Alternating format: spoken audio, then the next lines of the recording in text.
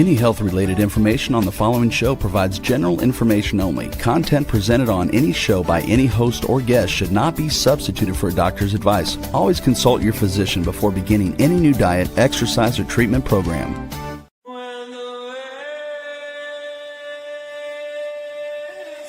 For centuries, ancient cultures knew the secrets to longevity, vitality, and healing. Now, modern science is catching up. Ageless Blueprint is a podcast that will reveal the modern secrets of better health and a better life. Join Dr. Eldred Taylor here today and every Wednesday at 9 a.m. Eastern Time on W4HC Radio at W4HC.com. As together we discover the secrets to better health through science and spirituality. A Better Life with Ageless Blueprint starts now. Here's your host, Dr. Eldred Taylor. Hello, I'm Dr. Taylor, and I am the hormone doctor and the spiritual MD, and this is Wednesday. So that means it's time for the Ageless Blueprint podcast. And I'm excited about this one because this kind of helps me to culminate everything that I've been trying to do for the last 30 years. You know, I have been trying to preach this doctrine about hormone clarity and saliva testing and trying to get women to understand their bodies and really trying to help people change the way that they think. You know, when I first started lecturing, I started talking about one of my core ideas is that the problem with popular thinking is that it doesn't require you to think at all.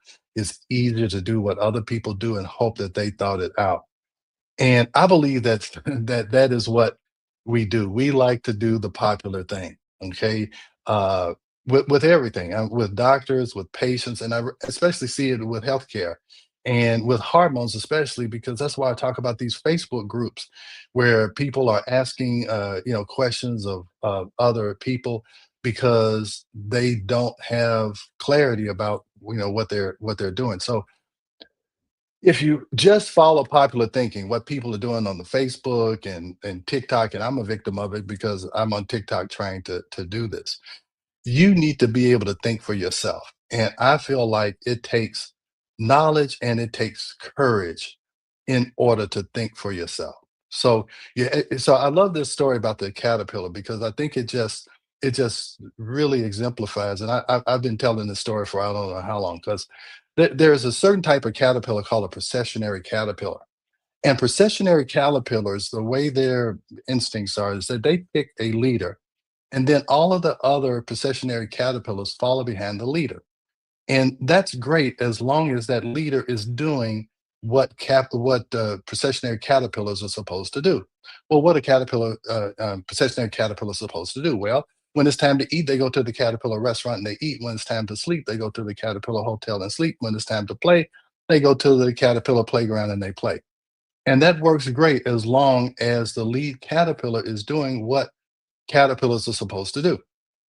The problem comes in if you let an outside influence, if you can push, manipulate, and influence those caterpillars, that lead caterpillar, to go around and to see the tail caterpillar, it will believe that there's been a recall election or a special election and there's a new caterpillar leader. So it will start following that tail caterpillar thinking that it's the new leader.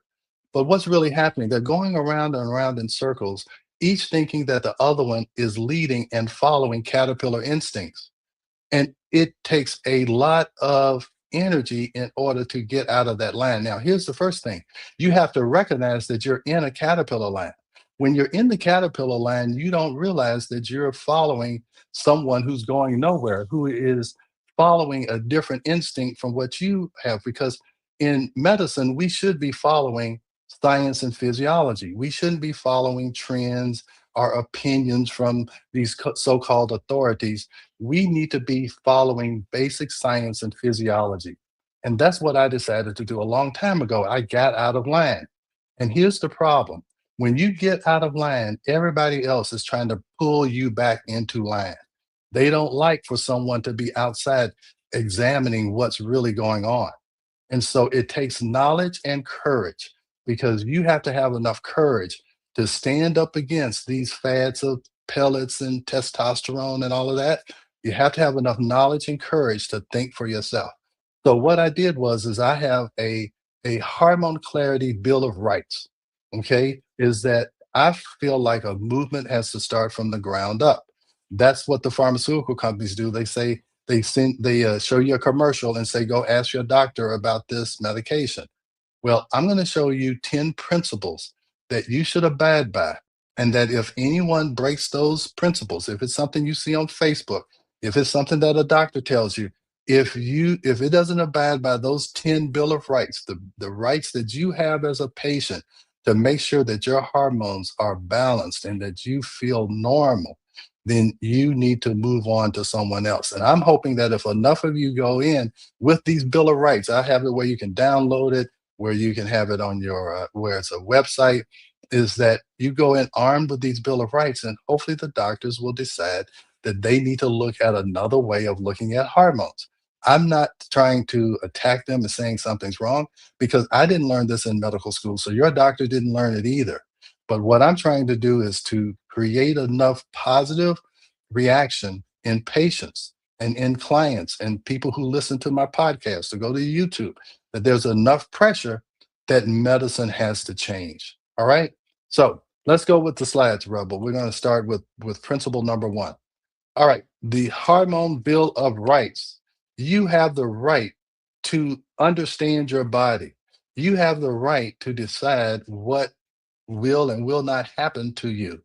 I don't want you to give up your rights for someone to someone that doesn't know you as well as you know yourself. All right. So we're going to go through these 10 rights, and I want you to really take these and incorporate them into your way of thinking. All right.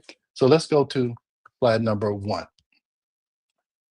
Right number one, you have the right to testing that measures hormone action, not just blood levels. And I put this number one because I get it makes me go crazy when someone says, "Hey, that the doctor drew my blood and he said everything's normal," and then they're on TikTok or they're DMing me or they're in my office telling me this long laundry list of symptoms, and they're being told that their hormones are okay. Well, no.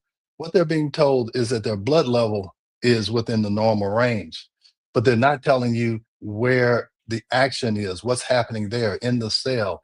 That's where you look. That's where the saliva tells you what's going on. The action is inside the cell. So if someone tries to tell you that your hormones are okay based on a blood test, you know that it's your right to demand the proper testing in order to find out what's really going on in your cells, where the action is, where your symptoms are happening, where that estrogen and progesterone imbalance is causing your brain fog, where it's causing your fibroids, where it's causing your irregular periods, where it's causing your inability to sleep or stay asleep. You have the right to the proper testing. This testing has been around since 1960. It's just people are unaware. So I'm asking you to spread the information, share it with someone else. That let me tell you, there's millions of women out there. There's millions of women on Facebook and all of these places who are trying to figure out how to interpret blood levels, and it's almost impossible. It's almost impossible. And that's why there's so much confusion. So, right number one, you have the right to the proper test to find out the information that you are asking for. All right. So that's number one. Number two, you have the right and you have the intellect to understand balance over just a deficiency. Okay. You, we keep trying to say that there's a deficiency. No, the problem is there is an imbalance. One system has overridden another one for one reason or another. And most of the time, the reason is stress. Okay. Stress is what disrupts this whole thing. And that's, we're going to get that into another, in another slide. But it's easy to understand estrogen causes things to grow. Progesterone regulates that growth. Anything that estrogen does, progesterone balances it out so that it doesn't overdo anything, so it doesn't overgrow. so it doesn't overstimulate your nervous system, because progesterone is calming. It helps you to sleep. It helps your brain to calm down. It calms down your emotions. It burns fat for energy, where estrogen increases or stores fat for energy. And this imbalance is why you gain weight at perimenopause, why you gain weight when you're under stress. Sometimes you can lose weight or gain weight, but it's all because the system has been disrupted. And this imbalance, this is usually where people can see it or feel it with the symptoms, is through this estrogen progesterone imbalance with the fibroids and all that. But a lot of times, and especially with PCOS, it's really happening upstream, which is it's happening from stress. And again, that's going to be in another one of those rights. You're going to understand how stress disrupts the whole system. That's something that we had to learn, because first we wrote the book, Are Your Hormones Making You Sick? Then we figured out that, hey, look, this doesn't work 100% of the time. Sometimes it works, sometimes it doesn't. We added the stress component. Now we're able to help more people because we really understand where this disruption is coming from. It's usually coming from stress, whether it's a physical or emotional stress. And then when you get the symptoms, that becomes an added stress. So you get in this hormone stress loop. Stress causes the hormones to be disrupted. Then the hormones cause more stress because you don't understand where the disruption is coming from. I had a patient who was having brain fog and insomnia. She thought she had a brain tumor. What she really had was a high nighttime cortisol, and we'll talk about that. And she had an estrogen progesterone imbalance. But the stress of not knowing and understanding, that's just adds to stress, because understanding this is going to lower your stress. When I see patients in the office and I go through a lot of this, their stress level lowers because now they finally have an explanation as to why they feel like they do. So it's important for you to help me spread this message. Hey, did you know that estrogen causes growth and progesterone stabilizes it? So that's what I'm looking for. So I'm making this nice and easy. I want you to share it. All right, right number three, you have the right to pattern based interpretation, not a single number guessing. Okay, so your hormones fluctuate from day to night. Cortisol should be high in the morning and low at night. Cortisol mobilizes glucose for energy. Okay, so cortisol you have to look at on a daily cycle. If a woman is menstruating, you have to do the testing based on a monthly cycle. And then women go through cycles, and men do too. Women go through cycles: puberty, reproductive stage, perimenopause, menopause. Hormones are going to change with all of those. Their cortisol is going to change. Now you don't have a monthly cycle. Now when are you going to test? How do you test? So it's simple, but there is some complexity to it. You just can't draw blood at 10 o'clock in the morning and expect to figure out what your hormones are. You have to make sure it's timed right. You have to make sure you have enough samples. For cortisol, we take 4 samples during the day so we can see what your daily energy output is. All right. So hormones change through the day, they change throughout the month, they change through the life. So you can't just say, I went and got my hormones checked and they told me everything was normal. That is just too simplistic. And that's just not understanding physiology. And I'm telling you, you are intelligent enough to understand this. Okay. It's just 10 simple rules. And to be honest with you, just if you knew these first three, you would be way ahead of most clients. Is just know that, hey, I want the right test. I want it done at the right time. And I want to understand that there's a balance. You just can't tell me what my estrogen level is. I need to know what my progesterone level is. I need to know what time of the month you did it. All right. So with saliva testing and you understanding this, you will know this. All right. Right number four, you have the right to stress hormone assessment before being labeled deficient. Okay. Again, I told you the reason why we wrote that book, The Stress Connection, because we saw how it is connected to everything: your sleep, your mood, your thyroid function. These little glands, these gold glands, I don't think you can see my cursor, but these gold little glands, adrenal glands, are right above your kidneys, and they produce energy, not testosterone. That's another slide, but I just got to say that we have all these women who are on testosterone saying it's going to boost their energy. They they will get a little energy boost at the beginning, but we're going to talk about the long-term that you have the right to understand the long-term consequences of anything that you do. And there's some long-term consequences when you take something that you really don't need, or that you're taking one thing and you should be taking something else, because that's what the real root cause is. And that's what we're going to talk about, is root cause.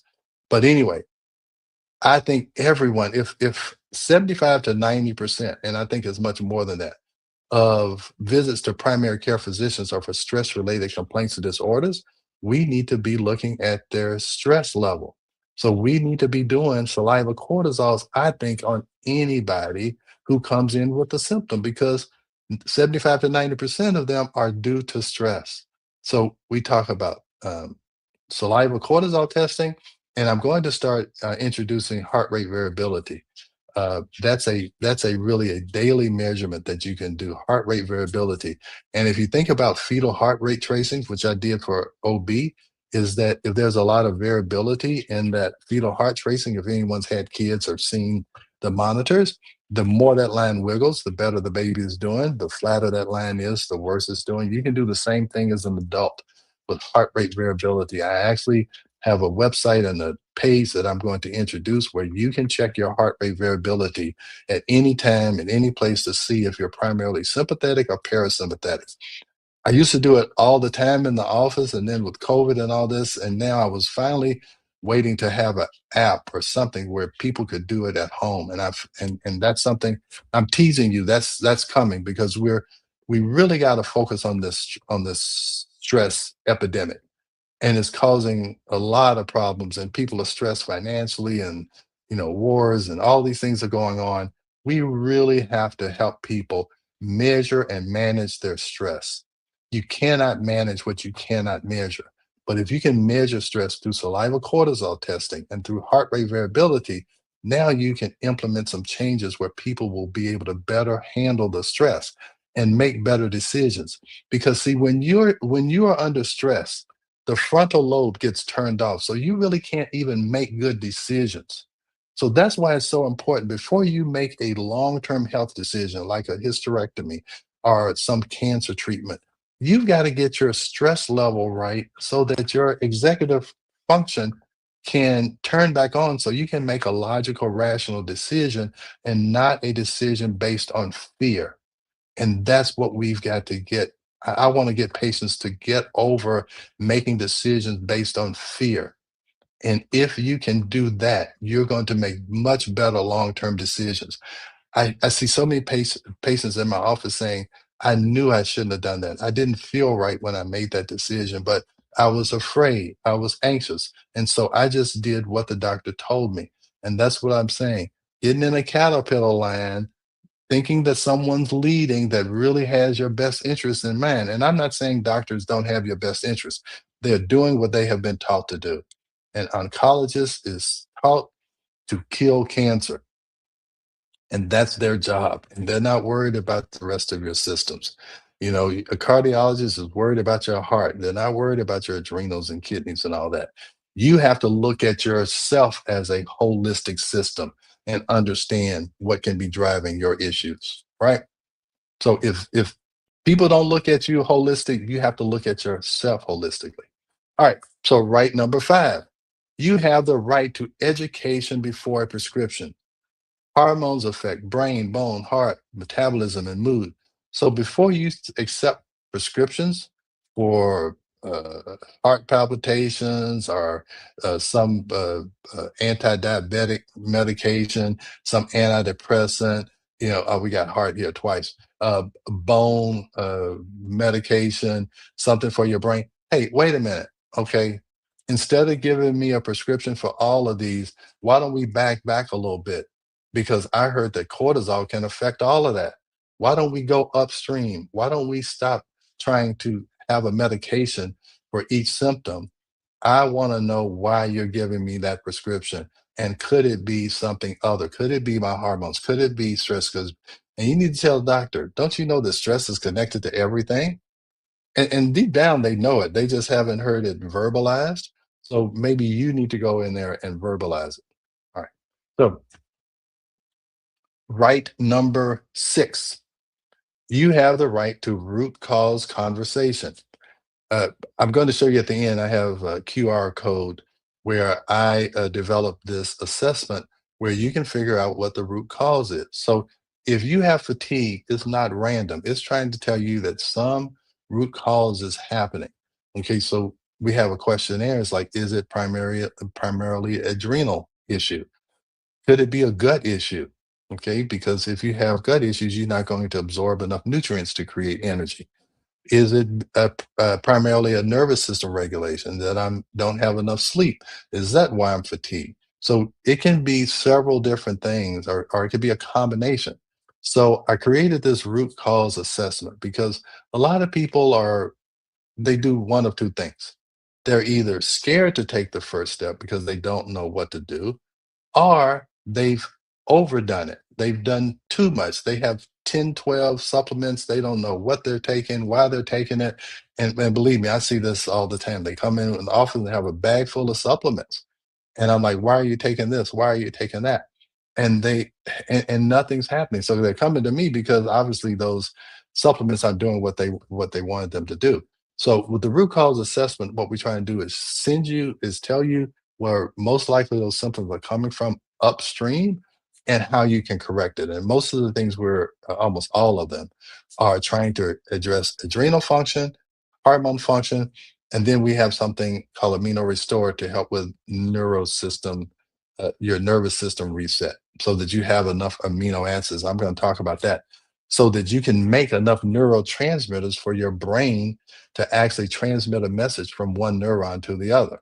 All right. So you need to know what the root cause is. I like to say, hey, look, when you have a weed, you can do one or two things. You can go out there every week and chop down those weeds, or you can pull it up from the root and you can be done with it. And what happens is that these medications are constantly trying to chop down one weed after another. Okay, first they got a metabolism problem. First they got a hormone problem. So now the estrogen makes them store more fat than they should. So now they have metabolic syndrome. And then because they don't have enough progesterone, their mood changes. And when their mood changes, now their relationship with their spouse changes. So now they have more stress, and now their brain, they're starting to react and they're turning the frontal lobe off, and now they don't have enough estrogen progesterone in balance to keep the bones right. And then if you don't have enough progesterone, you can have heart palpitations. Sometimes that's a presenting symptom. So again, a lot of these are upstream, and we keep trying to, it's almost like whack-a-mole. You're trying to knock out the symptoms when you can just go take care of the root cause, you'd be done with it, and everybody's happy. The doctor feels good because he's helped the patient. The patient feels good because the doctor understood them and actually found the root cause and didn't keep them doing trial and error over and over again, trying to find the right combination. Just find the root cause, handle that, move on from there. All right. Right number 8, you have the right to retesting and monitoring. Here's what I see often is that the patient gets the initial test. Oh, you have no hormones. Okay, because they're looking in the blood, when the ovary stops working, then the blood is not going to show much or any estrogen because the blood only picks up what is coming from the ovary. However, estrogen is made in the fat tissue, and fat tissue makes estrogen. So you have this loop. When you have estrogen dominance, because progesterone goes down, you're going to make more fat. And so what I'm trying to say is that a lot of times patients get an initial test, hey, your hormones are low, then they get dumped all these hormones on them. And because the blood test is not going to show an elevation because the hormones are in the tissue, then a lot of times they just disregard further testing. They don't test anymore. I'll ask a patient, I'm like, did they show you how your hormones were not balanced in your blood since you've been taking this for 3 years and you're telling me you still have hot flashes? No, he never tested me after that. Or he just said my hormones were fine. Did you ever look at?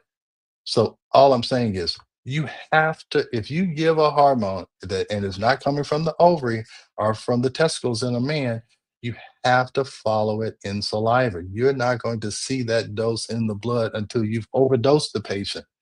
because the only way that hormone is going to go back out into the blood where it doesn't want to be, because it's watery and because oil and water don't mix, you have to saturate the tissue. So now you've got this patient overdosed on all of these hormones. Now her liver has to try and detoxify it. That's an added stress. So you don't want to do that. I'll show you. I have an example, I think, at the very end, where a patient was given an estrogen patch, and they told her, "Well, you just don't absorb it." I don't want to. I don't want to spoil it. I got a whole story for that. Okay, all right. So, but you need to be retested, and if you're on hormones and they're not retesting you, and you can't see that, hey, now my hormones are balanced, and you're not having any side effects, then you need to demand the proper test. You need to demand it, because I'm telling you, the long-term consequences of you being overdosed on hormones is more than just, oh, my hot flashes came back.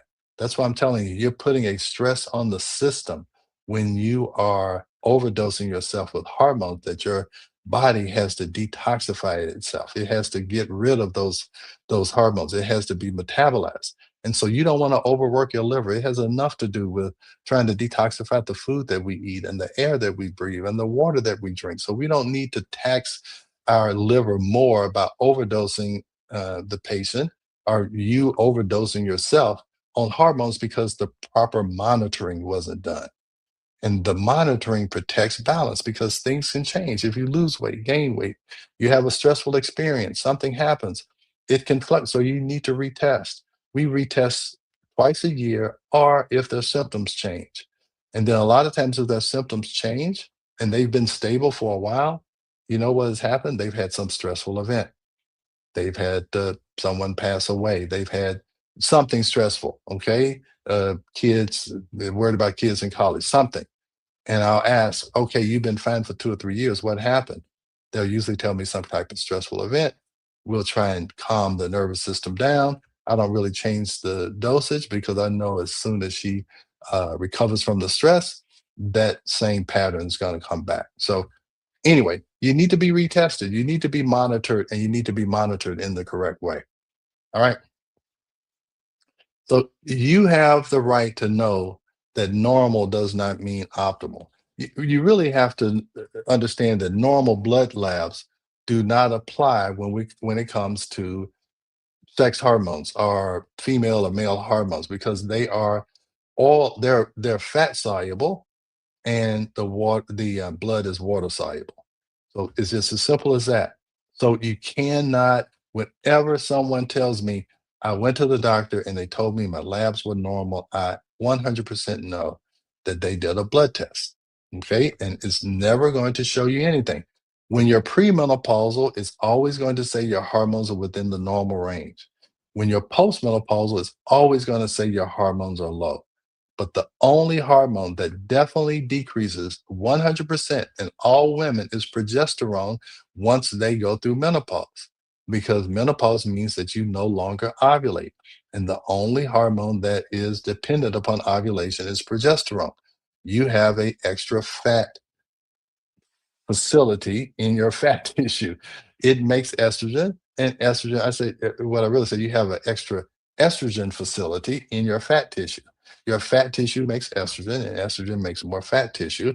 And again, I think it's just women are given more fat so they can make estrogen, even though they're not reproductive anymore, even through menopause.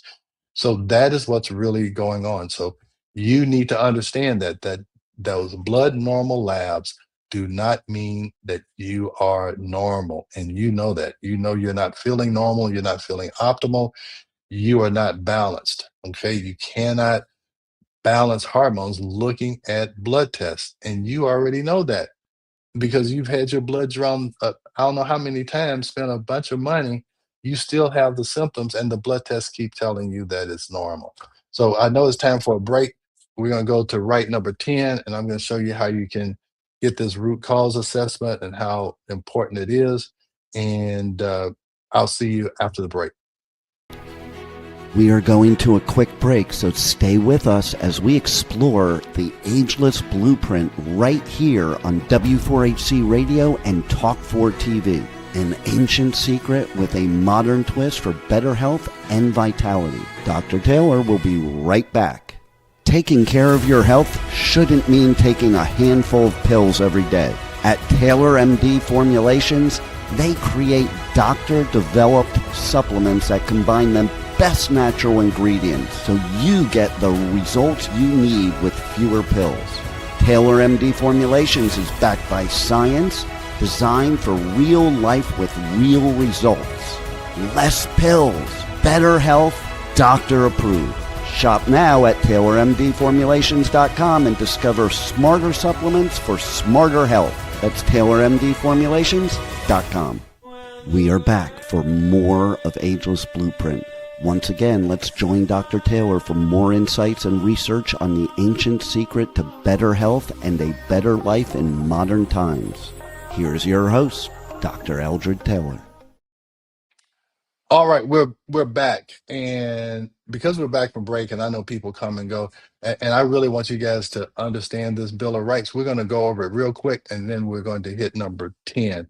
So again, I want to imprint this into your brain, and that when you go into a doctor's office, not to challenge the doctor, not to argue with the doctor, but all you want to do is just go in armed with your own intelligence so that you can filter through what the doctor says. And again, you don't want to argue with the doctor, because this is what I've learned. See, I don't try and talk to doctors about this over coffee or whatever. I do it with people who come to me and say, I want to learn. Okay, so if the doctor doesn't want to learn, then you just need to filter it through, and you need to go and find another doctor or get more education or get more courage or whatever. Okay, so but if the doctor wants to learn, then you can say, hey, look, I follow this guy. He has some courses that helps doctors, because we think more doctors need to know this. So that's why I'm counting on you guys to spread this message. And again, I'm going to have links at the YouTube, everywhere where you can download this, where you can share it, where just the Bill of Rights. And if you want to share the podcast, I would love that also. So let's go through it. Right, number one, you have the right to testing that measures hormone action. You have the right to go in and demand saliva testing. And they may not know what the heck you're talking about. And that, if that's the case, that's fine. But at least they've heard it. And if 2, 3, 4, 5 more people come in there, they will learn about saliva testing. Okay, it's about demand and supply and demand. All right, we're gonna go to the next. You have the right to understand balance, not just efficiency. Estrogen and progesterone have to be in balance, and you can't do that with one blood test. Okay, imbalance is not the same as low. And just because you see that the blood test says that the estrogen and progesterone is low in the blood, that has nothing to do with what the estrogen and progesterone balance is in your actual tissue. All right, you have the right to look at patterns and not just based on one isolated blood test, because your cortisol fluctuates throughout the day, your hormones fluctuate throughout the month, and your hormones fluctuate throughout different stages in your life. So one single blood draw does not say that you're normal or balanced. So right, number 4, you have the right to stress hormone assessment before being labeled deficient.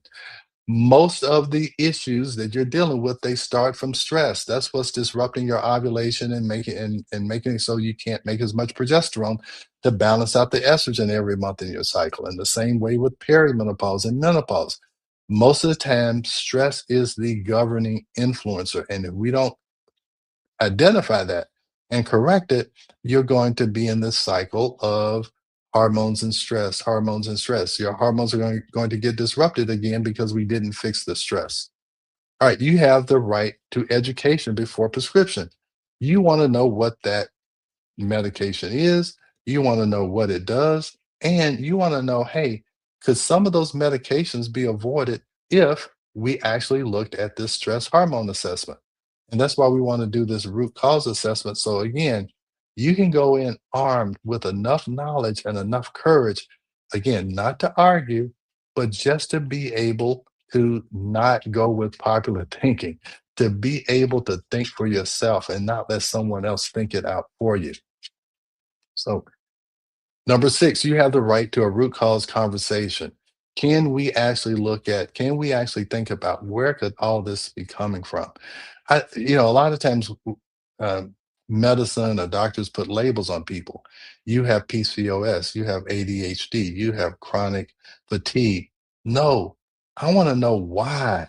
Why do I have chronic fatigue? Why do I have ADHD? Why do I have PCOS? And again, PCOS is just an estrogen progesterone imbalance.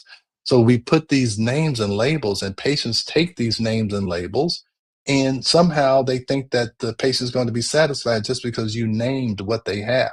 No, they want you to correct the dysfunction. And so that's why you want to look at the root cause. And that's why I'm really focusing on stress, because I don't think that enough healthcare providers understand stress physiology. What does stress do? What does it do to the brain, to the kidneys? If we understand stress physiology and we get that back in balance, man, all of the dominoes that fell because we didn't address stress, when we address it, all those dominoes stand back up again. All of those symptoms come back in line again. So it's important that we understand stress. Did you understand it, and the doctors? Okay, right number seven, you have the right to know the difference between progesterone and progestin. So I must have skipped this. Yes. Okay, and then some people say, "Hey, I was taking progesterone and it made me gain weight and it made me depressed." No, you were taking a progestin. You were taking a synthetic form of progesterone. Progesterone cannot be patented. That's why you can sell progesterone over the counter. You can't sell estrogen over the counter. Progesterone is totally safe. You can get it over the counter, but if you want to patent it and put it in a birth control pill, you have to change the structure of it. And so when you change the structure, you change the function. And so progestins, they can keep you from getting pregnant, and they can help with your bleeding, but they're not going to calm your brain down. They're not going to burn fat for energy. So it doesn't do those things. So you want to know, am I taking progesterone, micronized progesterone, or am I taking norethindrone acetate or medroxyprogesterone acetate? If it doesn't say micronized progesterone or progesterone, you are not taking progesterone. And you're not going to get the positive benefits that I'm talking about, because it's not the same chemical. Yeah, and we talked about monitoring. I don't know how I missed this one. I'm glad I went back over it because this is important. People think that they're on medroxy or they've taken Depo-Provera or whatever, and they've had a bad experience. And I talk about progesterone, and they say, "Oh no, no, that's not what happened to me." Most of the time, they were taking a progestin, which is not progesterone.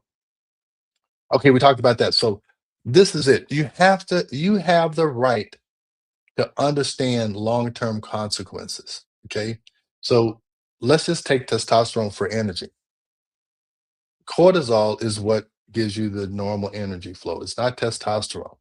So why are women getting testosterone? Because they're getting their blood drawn in menopause or at any time. And they'll see that the woman's testosterone is low or very low normal. Well, that's very normal. Blood testosterone in a woman is always low. Okay. So if you look at it, you go, oh my gosh, you're low in testosterone. Well, do you really think that the issue with women is that they don't have enough male hormone? Okay. It doesn't now. Will Does testosterone give you this initial little boost? Yes. But long term, what happens is, because it's not being measured in the blood, the testosterone builds up. Now you have too much. Now you have acne. Your hair starts to thin.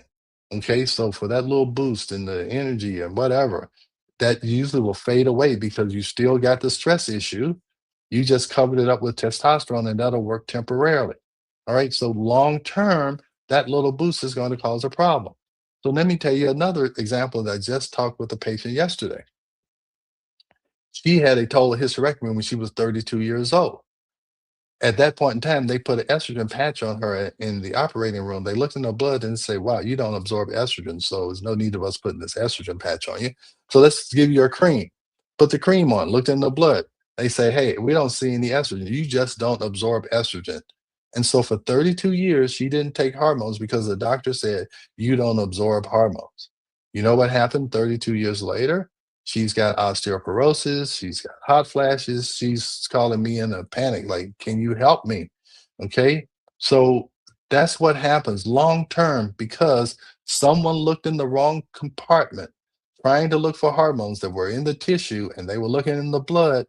32 years later, the lady has osteoporosis.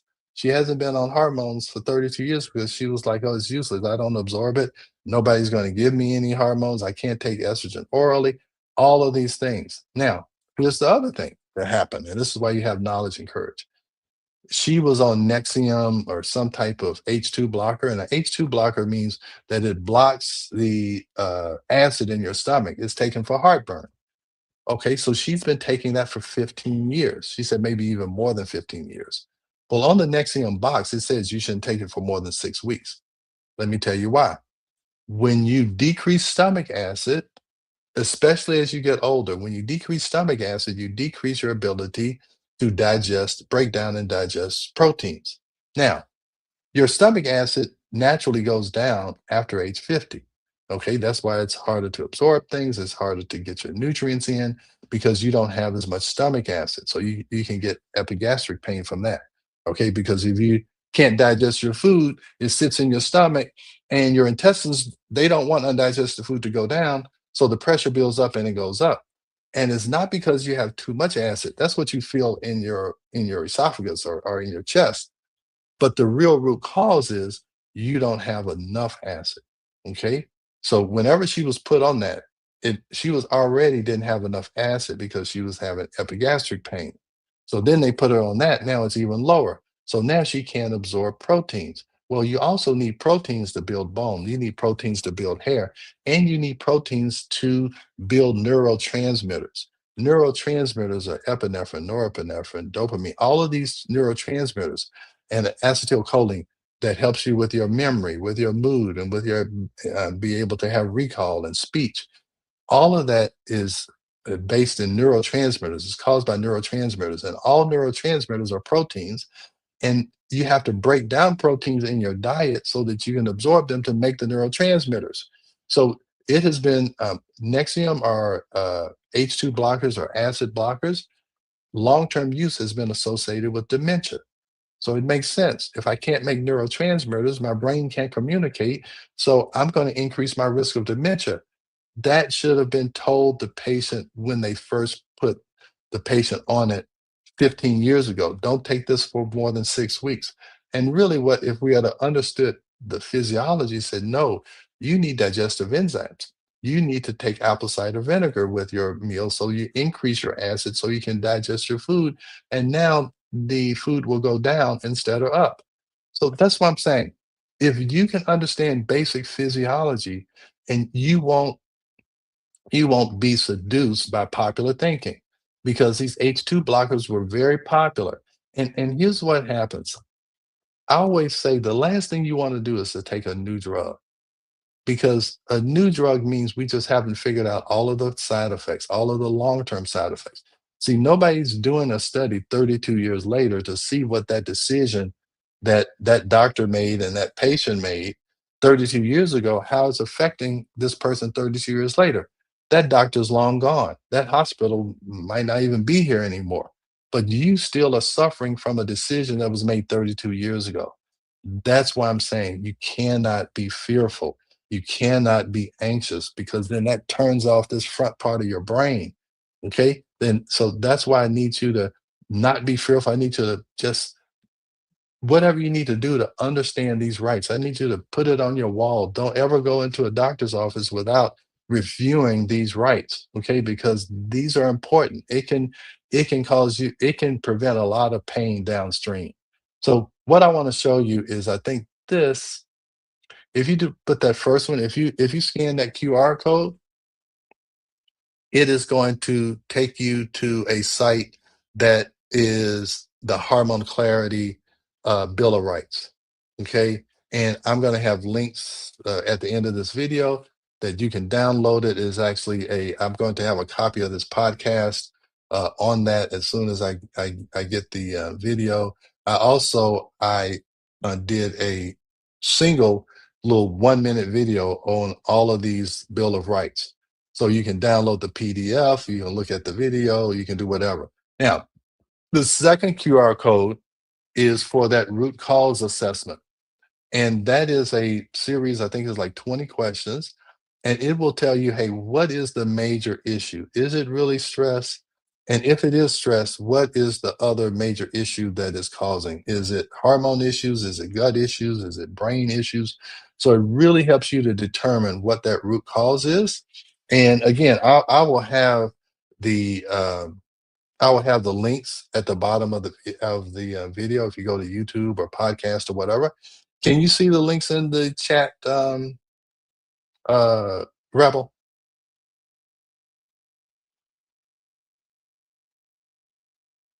I'm sorry, can I see what? The links in the chat?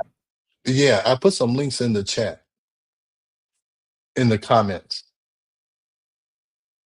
Do you see it? I'll send it. I'll send it to you so that we'll link it with the podcast. But do we have any questions? Yes. Um, Great. why do people blindly trust doctors because they are doctors? That's what I'm trying to figure out. Okay. And that's what I'm trying to. And again, I don't want you, like I said, she said blindly trust. Doctors are good at what they are good at. Okay. If you have something that needs to be surgically removed, then you need to go to a surgeon. Okay. But if you're looking for hormones and you're trying to do it on a physiologic basis, you got to go to a functional medicine. Okay, so we have been taught to trust authority. We really have. We have been taught, and I'll tell you what happens is when you are fearful or anxious, you are looking for someone who seems confident. Okay, and that makes you feel better. So you go in and they confidently say, you need chemo, you need this, you need that. You're like, okay, okay, I'm scared, so I'm just going to do whatever the doctor says. But if you go in already armed with your own information, it helps you to not blindly trust somebody just because they're speaking confidently. Okay, that's what I see on Facebook groups. Somebody says something confidently, and then everybody's, she knows what they're doing. No, you need to be guided by what you know and what you feel is right for you. So, yeah, I'm trying to give people enough knowledge and courage so that they don't just blindly trust a doctor because he's a doctor. And I always tell you, I don't want you to blindly trust me. And that's why I keep doing these podcasts and try to reinforce this information because I know repetition helps. And I'm going to keep repeating this because I see that I've been trying to repeat it for 25 years. It still hasn't stuck. So I'm going to give it one good old college try again and just keep pushing this information out. All right. So any other questions? Yes. We're gonna group a whole bunch of them together because Okay. they're similar. Let's see. Mhm. Why don't people question doctors more?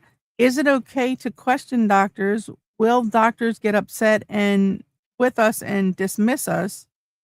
And okay, that's Yeah. good for that one. Okay. So I will tell you this. If a doctor doesn't want to be questioned, you really need to see another doctor. I'll tell you that most of the things that I do in my practice is because a patient asked me a question and I didn't know the answer. And so I looked it up and man, it took me down a whole road. I say it's one patient changed my life by asking me one question about, hey, do you know about progesterone? And I did a whole OB/GYN residency and I really didn't understand progesterone. So if the doctor gets upset and dismisses you, that I don't appreciate that. I've had patients come in and say that I told the doctor I wanted to do this, and he told me he couldn't take care of me anymore. This is what I tell patients. If you feel like the doctor is not open to this, just keep your mouth shut. Listen to what they have to say. If it doesn't abide by the Bill of Rights, just go find another doctor. You don't have to argue with him. You don't have to try and convert him and shove this down his throat. I don't do it. And if I can't do it, and I can do seminars and all these things. I can't convert people who don't want to be converted. So you can just listen to that doc and say, oh, he may be open to it. Let me just ask one of these questions and see if he's interested or does he lean forward or does he have a scowl on his face? If he does, then just stop and listen to what they have to say. And, you're going to run it through your Bill of Rights and you're going to say, no, I'm not going to do that. It doesn't fit into my Bill of Rights. I'm going to go find another doc. So that's my advice to patients is don't try and convert the doc. Just listen and see if he's aligned with you, and then if not, move on. All right. I think we just about hit the time limit, right? We did. So those of you who Mhm. we didn't get your questions, I'll give your questions to Dr. Taylor and Yeah. stay tuned for more. Yep. And you can send me comments through the podcast or whatever, and I'll try and answer them there. But yeah, she'll send me the questions, and I'll try and make sure I answer them either the next time or either I'll send you a message. All right. All right. It's time to go. See you guys. Thanks for joining Dr. Taylor today. If you missed any part of this show, just check out the podcast wherever you listen to podcasts. Ageless Blueprint is every Wednesday at 9 a.m. Eastern Time on W4HC Radio at W4HC.com. Together, we discovered ancient secrets to better health through science and spirituality made for modern times. Until then, feel free to check out agelessblueprintpodcast.com and TaylorMDFormulations.com for more information.